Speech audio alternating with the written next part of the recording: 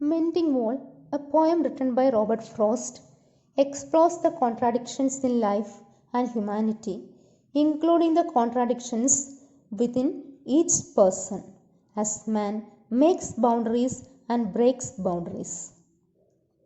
The poem also explores the role of boundaries in human society, as mending the wall serves both to separate and to join the two neighbors, another contradiction.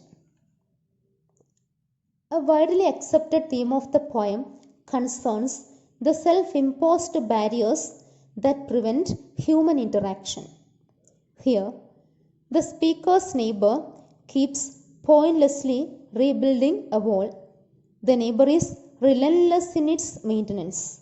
The speaker is upset. His neighbor does not think critically about the fence upkeep and instead relies on tradition over reason.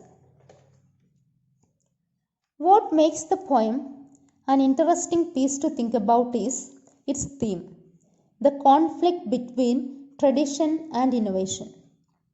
In the poem, two neighbors mend the stone wall between their farms every spring.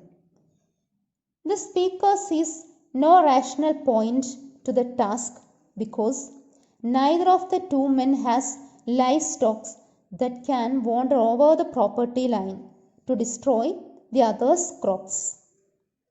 The speaker would like to drop this annual task of mending wall, thinking they don't need the fence.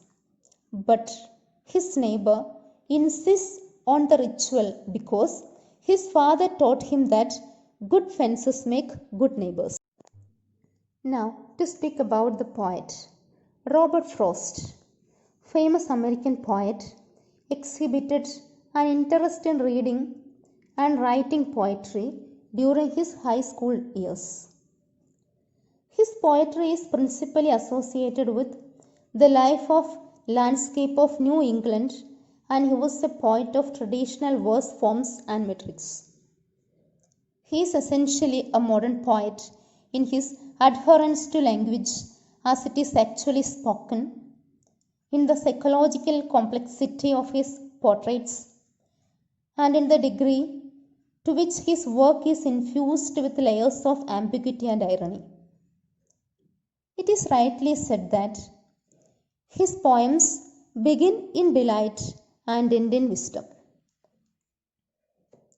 Mending Wall is the opening poem of his second collection of poetry entitled North of Boston, which was published in 1914.